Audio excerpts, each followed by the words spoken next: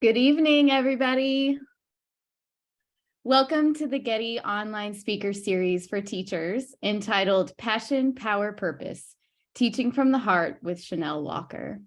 I'm your host, Darcy Beeman Black, and I'm here to kick off our time together today.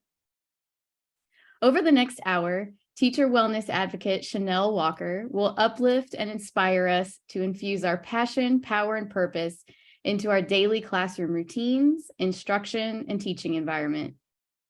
Our time today will include practical and thoughtful strategies to help us all tap into our intrinsic motivation to boost morale through the testing season, the school year, and our careers.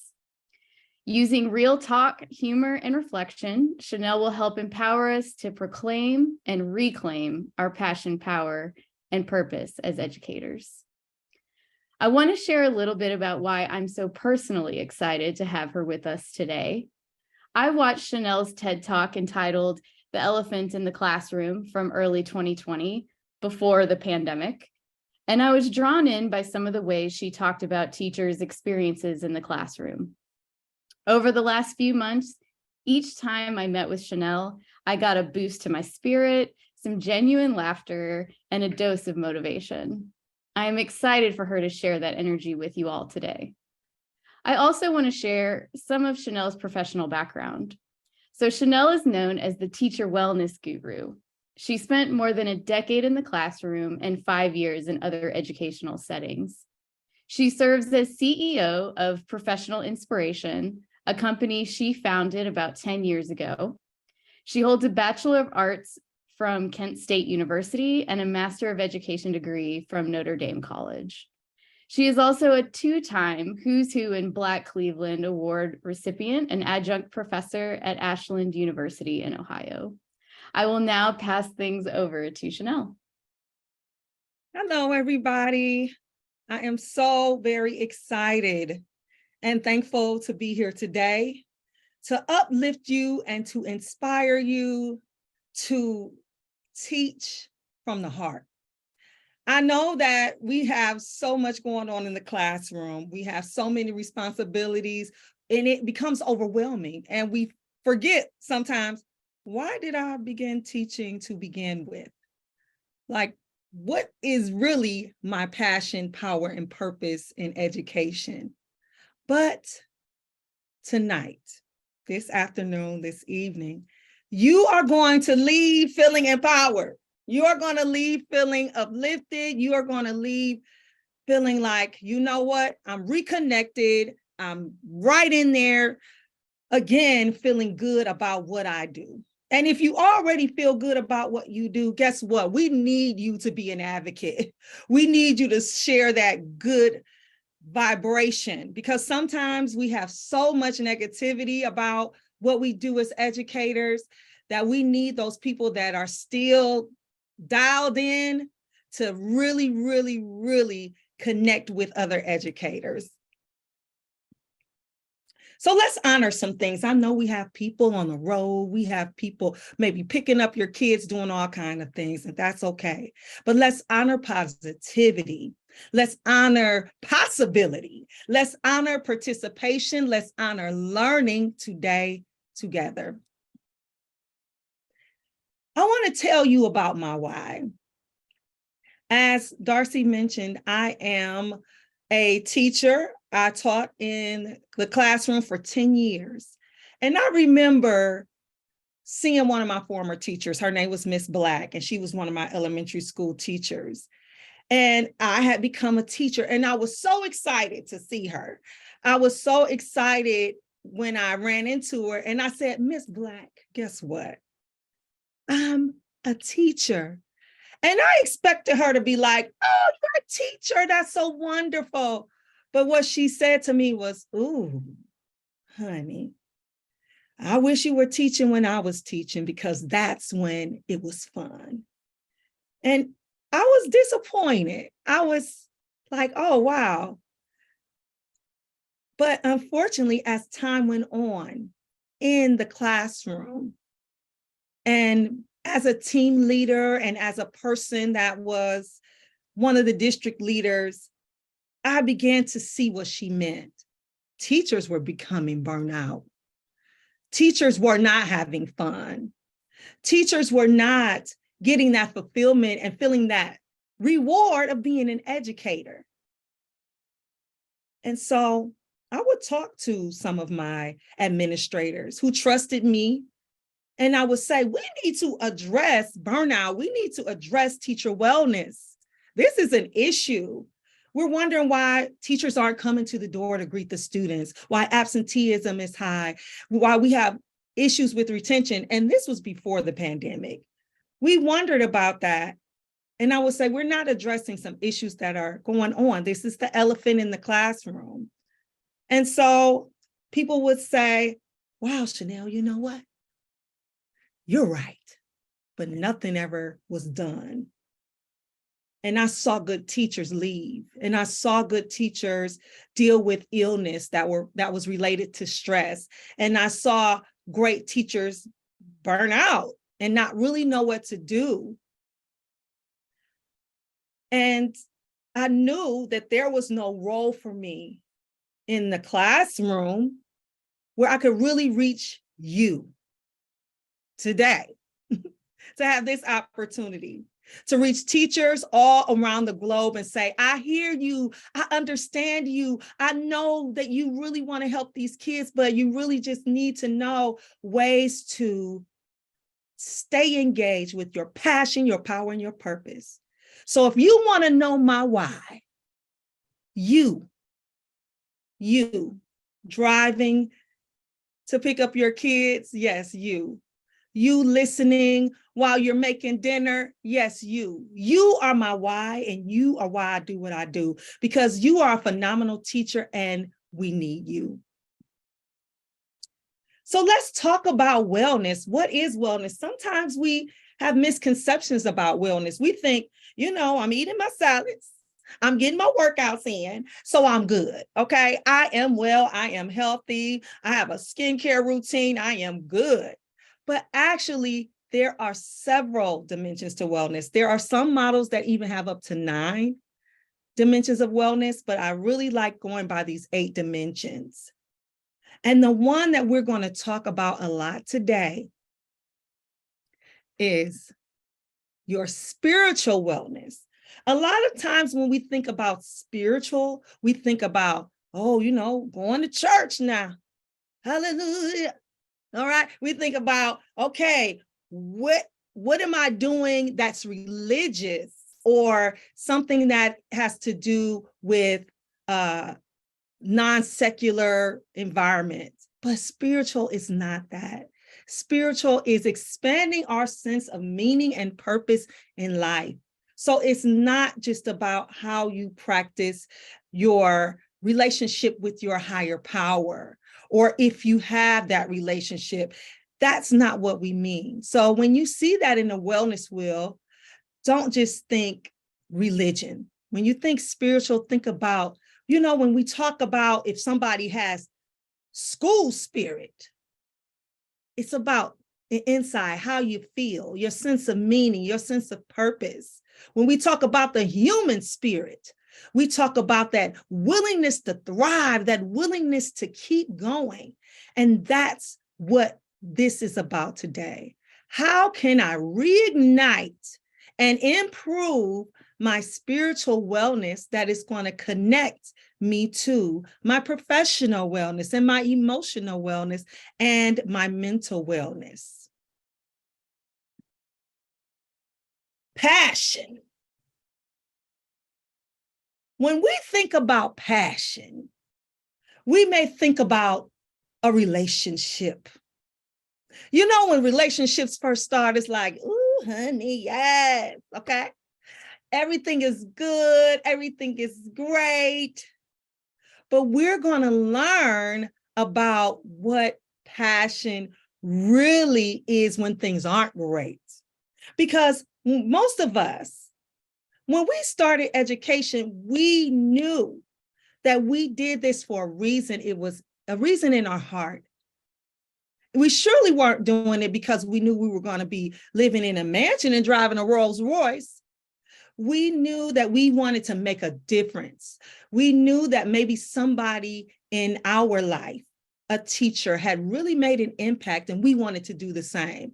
I also talk to teachers that say, you know what, I had a teacher that really didn't do it right, and I know I can do it better. So when we have that passion in us to really want to make a change, we're excited, everything is good. Like at the beginning of a relationship, it's like, yes, darling. But what about when things aren't that great? Okay. What about that? It reminds me of a song I like. Maybe you're familiar with it, by Lady Gaga. A Million Reasons. A Million Reasons. If you know the song, I want you to sing it with me. Know that we're all in different places, but I love to sing. And this is something I bring to the classroom. I believe that if you love to do something and you want to bring joy, I would be creating songs. I would create a rap. I would do these things because why? It was something that, besides educating my students, that I was passionate about. So I encourage you, if you're a singer, if you write music, if you write raps, if you write poetry, bring that passion into your classroom because it's going to bring a smile to your face. Sometimes being a teacher, you have a million reasons to go and maybe one reason to stay, like the Lady Gaga song. You're giving me a million reasons to let you go. You're giving me a million reasons to quit the show. You're giving me a million reasons, about a million reasons, giving me a million reasons, about a million reasons. If I had a highway, I would run for the hills. If you had a driveway, I would forever be still.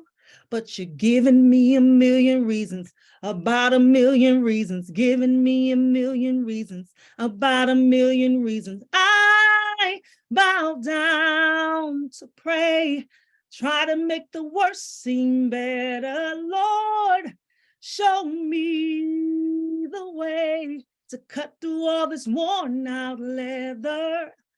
I got about a million reasons to walk away, but baby, I just need one good one to stay. What's your one good reason? We have a million reasons in education that we are tired. Oh my goodness, we over testing. Oh my goodness, another demand. Oh my goodness, another IEP. A new student. Oh my goodness, I wrote a referral and I need some help with this child. We got a million reasons why this is so challenging, not to mention all the challenges we face post, during pandemic. But what's your one reason? What's your one reason that you can hold on to? I'm going to tell you that reason should be posted in your classroom. Your kids should see it. You should see it. Make it beautiful. Make it bright. We all have our classrooms looking nice for our kids, but do you have anywhere in your classroom that motivates you, that reminds you why you are here, why you do what you do, why you are up late at night, some nights grading, why you are doing all the things that you do to take care of your family and your kids at school and everything else, all the committees you're on. Remind yourself your one reason.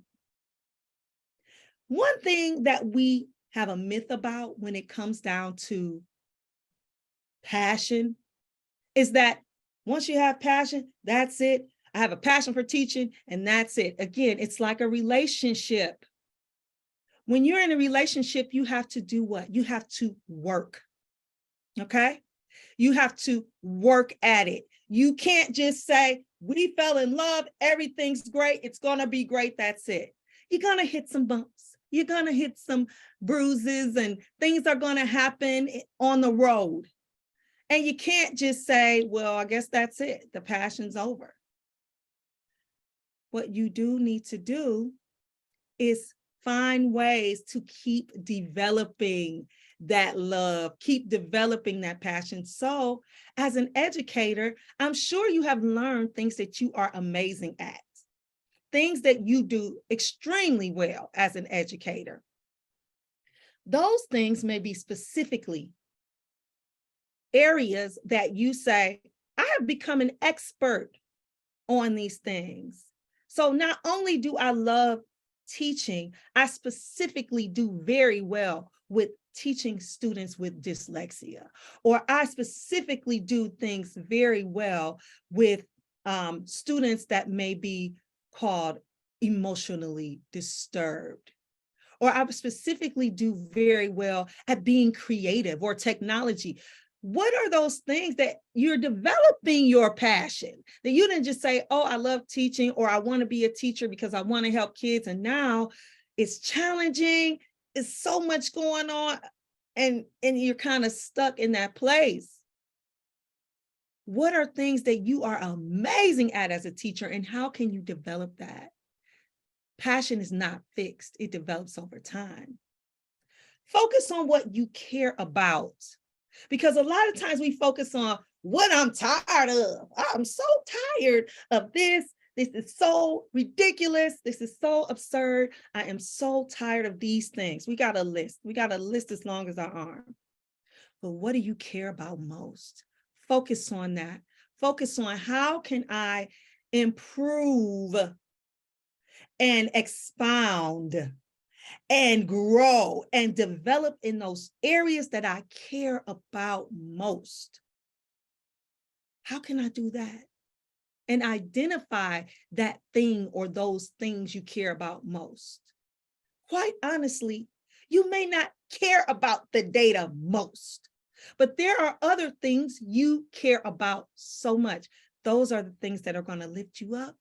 Those are the things that are going to excite you. Those are the things that are going to help ignite and keep your passion ignited. When you are passionate about something, resilience is key. Resilience means that you have a mindset that is positive, that you are able to, when things are not going the way that you want them to go, to say, let me reframe this thought. What is actually something good or something I can learn? Because maybe it's not good, but maybe there is something you can learn as you are in this passion of being an educator. There are things you can learn professionally, and there are so many things that you can learn personally. Passion is the fuel, okay? I like to think about it like going to the grocery store. You buying the things to make your favorite meal.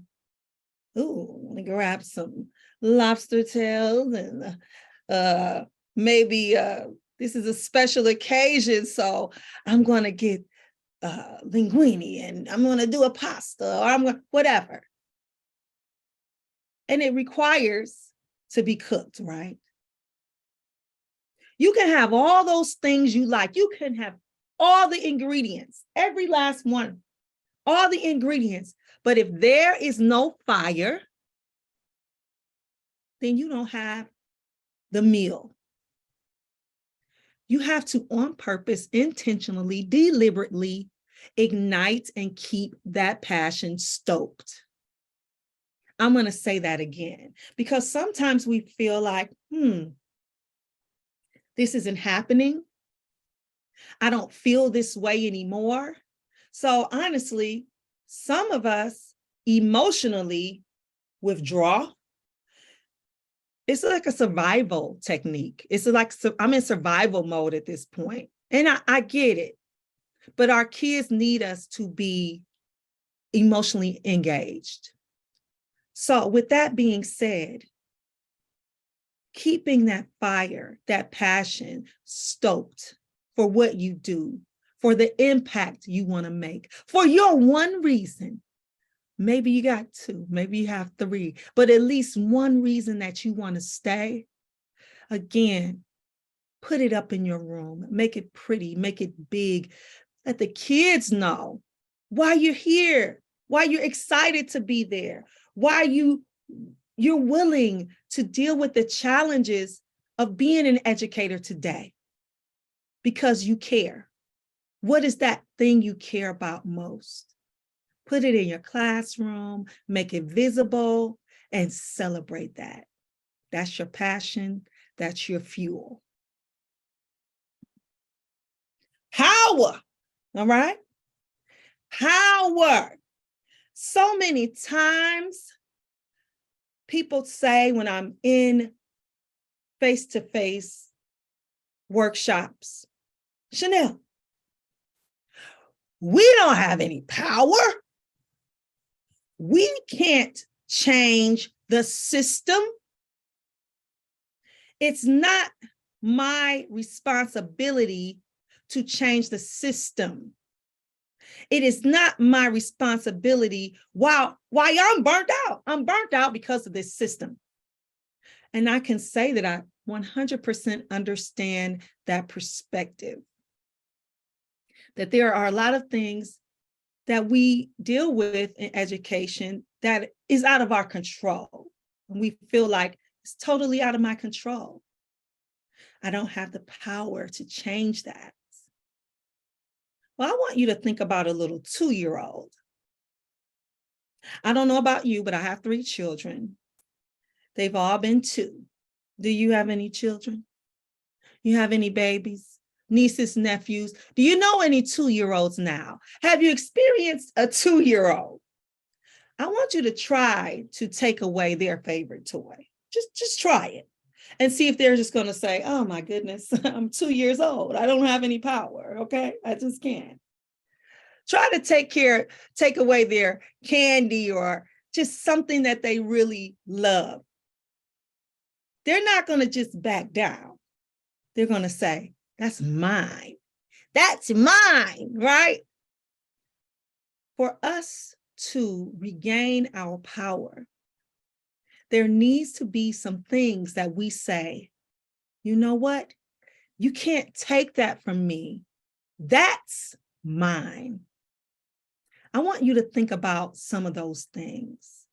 What might some of those things be?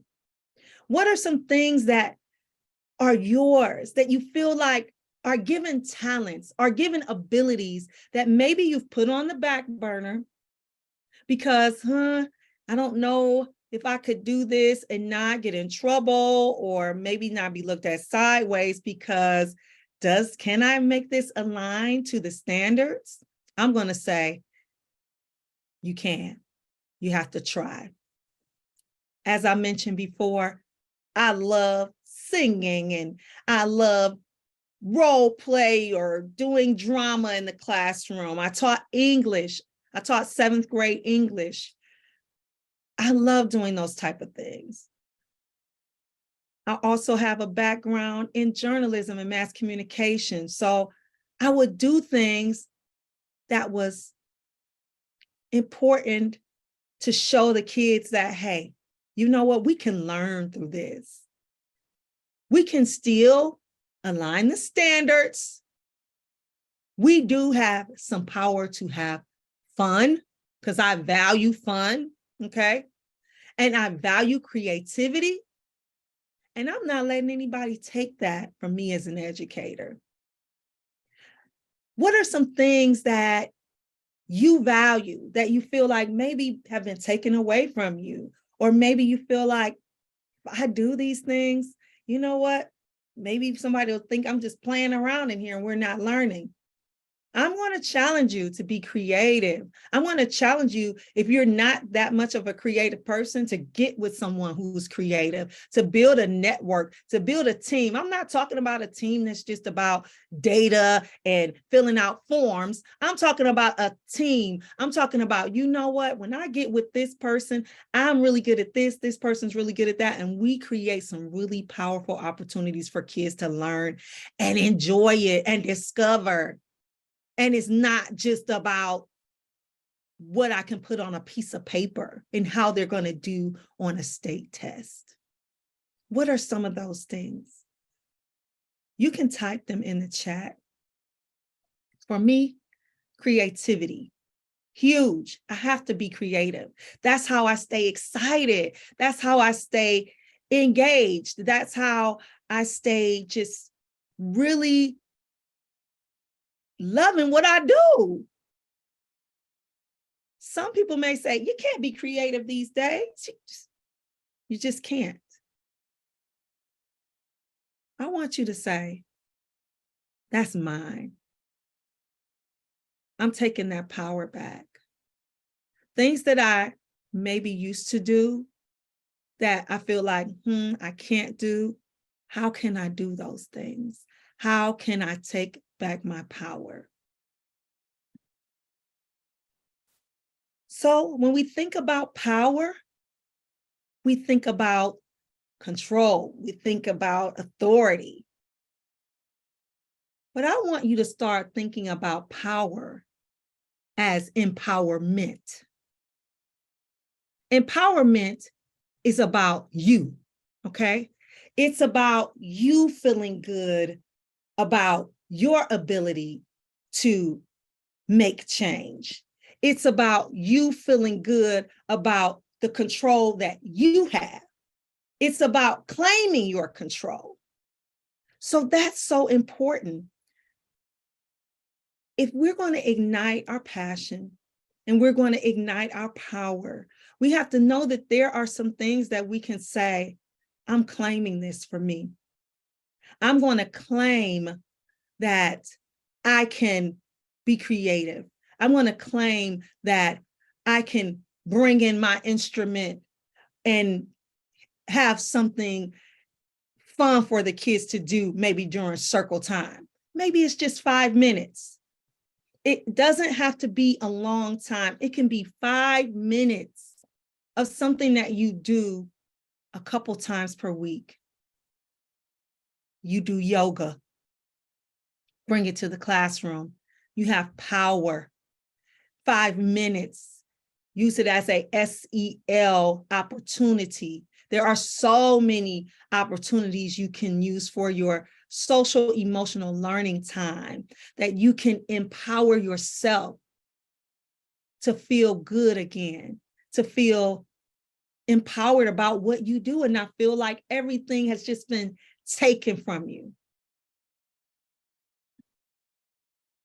I want you to read this quote.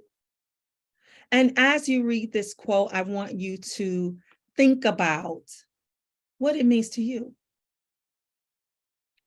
And I'm going to tell you about what it means to me. While we're being a teacher, we have so many other things that are going on in our personal lives. And while I was a teacher, I went through a divorce. I had 3 babies, that I was taking care of. I was a single mom of 3. And I had a choice. I had a choice to say, wow, this is beyond my imagination of a challenge. And hey, I just can't do it. Or I'm just going to be in this place of feeling sorry and sad. And it's nothing wrong with feeling. Feeling is important. But when those storms pass, we have to let the sun shine again. And we also can decide, what is my rain doing for me? So we can look at the rain like, oh, it's gloomy. I can't go outside. It's horrible. Or we can look at our rain as, this is going to allow me to grow. How can this situation that we're in as educators, where we feel like policy has taken over, politics has taken over our passion and our power, how can we look at this as an opportunity to empower ourselves to grow and to take it to the next level, not just professionally, but personally. It's our choice of how we reframe and think about what we do.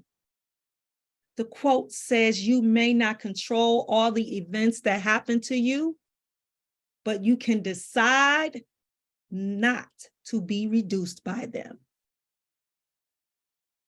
I won't be reduced by any of the challenges that we face. It's going to allow me to grow. I have to make that choice. And even in a moment, I feel upset and I feel frustrated. That's okay. We can feel how we feel. It's okay. But once that storm of emotion has gone by, we have to say, you know what that rain did? It didn't flood me out. It allowed me to grow. Purpose. I want you to think about your purpose as a teacher, your purpose as an educator. I mean, it's so profound when I think about the kids and the lives that I've touched.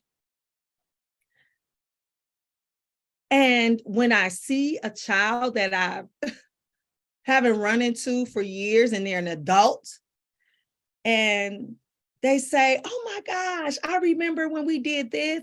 I remember this assignment. Oh, I remember," because again, I like to make things engaging. I remember when we did the debates in your class. That was so fun. That's when I really decided, you know what, I think I want to go into law. Those things. The kids need you. They need you. They need you well. Because for some of the kids, you are the only constant, the only role model that they have at this time. And I'm grateful for you because I know it's not easy. They need you. But guess what? You need them too. I want you to think about a kid that has changed your life, that has maybe made you look at something differently. Because it's not just us making an impact on them. The students, if we allow it, if we are open to learning from them, they can teach us some things too. It reminds me of a story about a man that was on a train. And he said, "I was on a train." I heard this story from an audiobook. He said, "I was on a train and this man was sitting there and his 3 kids, they were just running around everywhere. I was trying to read my newspaper. They knocked the newspaper out of my hand. They were just running around, acting crazy, wrestling, just rolling around and doing all kinds of things. And the dad wouldn't say a word to them. And I'm just thinking, like, can he please get these kids under control? Come on. Why is he just letting them run wild? I said, "Excuse me, sir. Your son just knocked my newspaper out of my hand. Can you please, kind of get your kids under control?" The man said solemnly, "I'm so sorry. I'm just zoned out. The boys, they just lost their mom. And I just lost my wife. And I don't know how to tell them. And I don't know what to do." When I heard that story, it made me think about not the man on the train, but the teacher on the train. And how sometimes we look at our students and we look at sometimes the people we work with, and we create a story or a certain judgment about them and what they should be doing, and why they are behaving or acting a certain way. And I said to myself, wow, we have a lot to learn from our kids about resilience, about grit, about compassion, about empathy, about so many things. And another thing is, I want to be that kid's teacher because I know I have the heart. I know that I have the heart to help that kid, those kids that need a little more support, that need a little more direction. They need you, but you need them too. So I want you to think about these numbers. 83% of people that were polled in this study said that teachers were their role models. Now, these were adults. That was 83%. 87% say, I wish I had told my teachers, thank you. Sometimes we feel like kids don't care. They don't care all about what we're doing and how much we sacrifice to be teachers. But when they become adults, you've planted a seed, you never know who you have touched. And 88% of people that were in this study said that, you know what? Teachers had a huge influence on my life. So I want you to think about that. And I know it's challenging, but you are making an impact, sometimes an impact that you can't even see. Your purpose is bigger than what you even know. I'm here today because of a teacher that believed in me. So I want you to hold on to that purpose and think about all the kids that you have touched and will touch, and all the kids that will impact your life positively. So let's do a quick recap. What do you care about? That's your passion. I want you to think about, as an educator, what do you care about most? And I want you to infuse those things that you care about. For some people, they say, I care about the relationships with my students. That's what I care about most. Well, how can you infuse something into your classroom, perhaps doing an interview and having it on the board, or having it in something that the kids can read of a student once a month? Or then it doesn't have to be the student of the month. It could be a couple kids, you ask them a couple questions and you build this relationship, and they feel like, hey, I'm getting highlighted, and you're getting to know them better. What are you reclaiming as mine? Okay, that's mine. I'm not letting anybody take that from me. If I can only find 5, 10, 15, 20 minutes a week to do this, to infuse this into my day and routine as a teacher, I'm going to do it.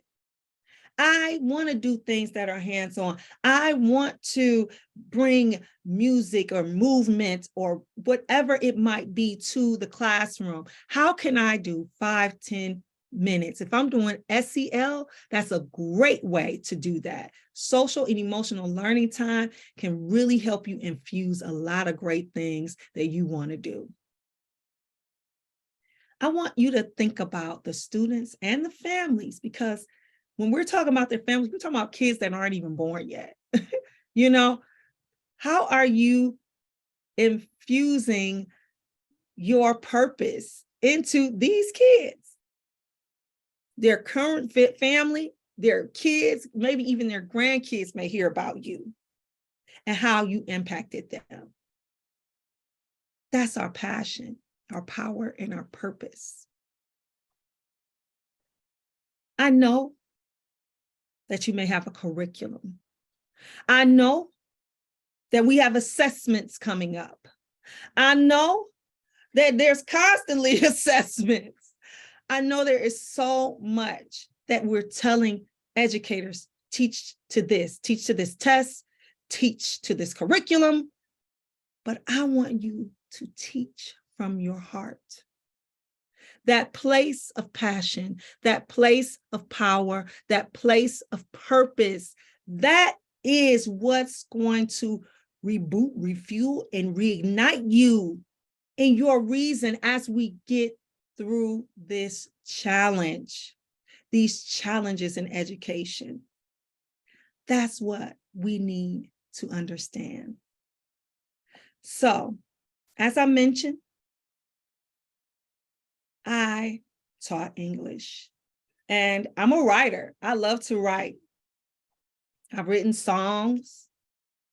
I wrote raps for my students all the time, even though they would be like, oh my gosh. But then if I didn't do my little raps or something, they'd be like, where's the rap? I'm like, oh, I thought I was corny. I thought,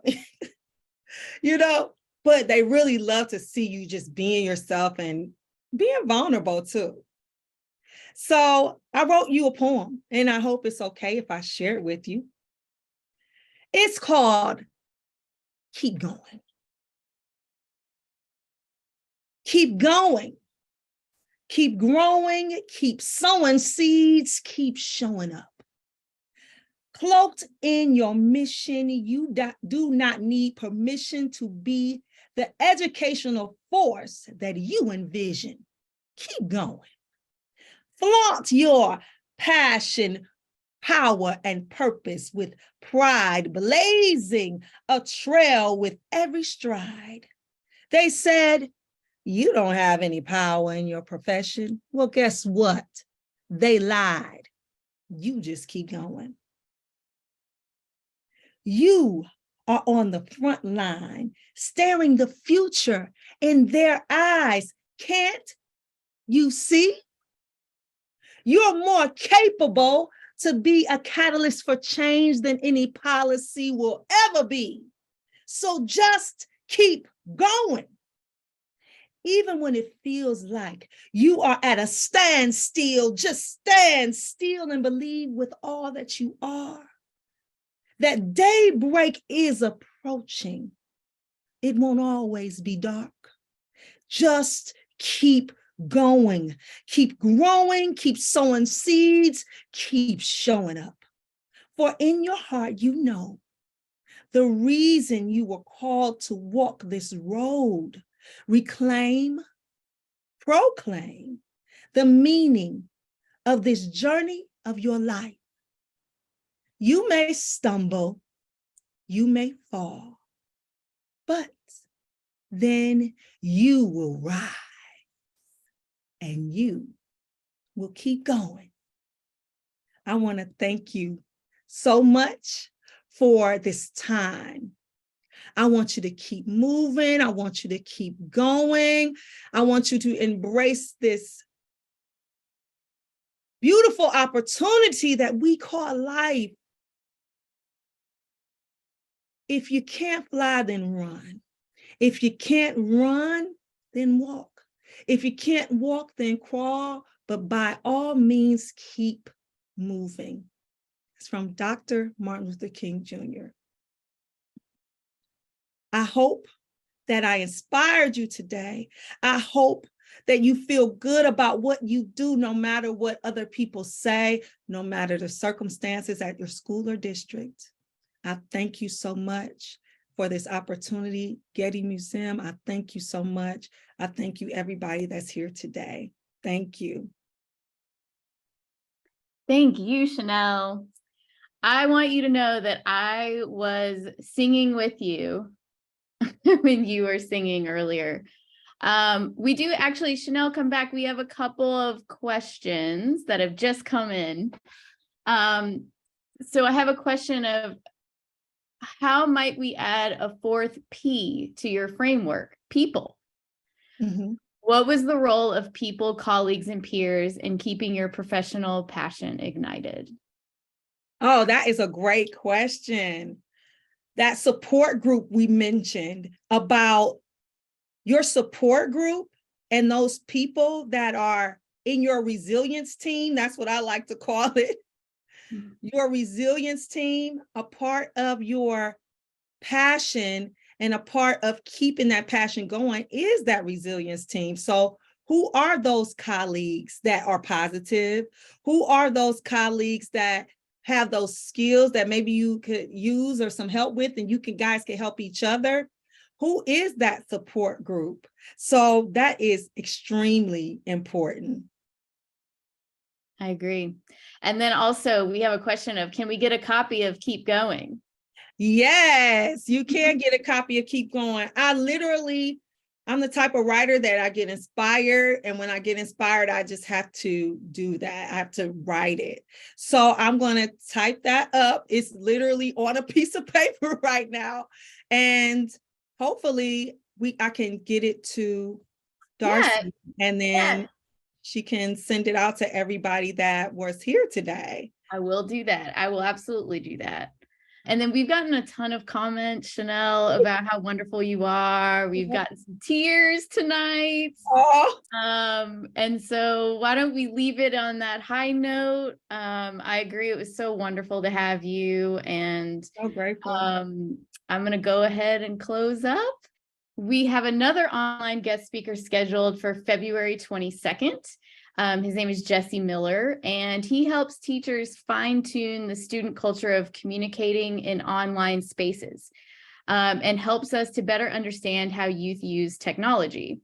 So he's going to cover themes around media literacy, screen time balance, reporting negative online interactions, and how we can all benefit from social media and associated internet tools. All right. Thank you for joining us, everybody, and have a wonderful rest of your evening.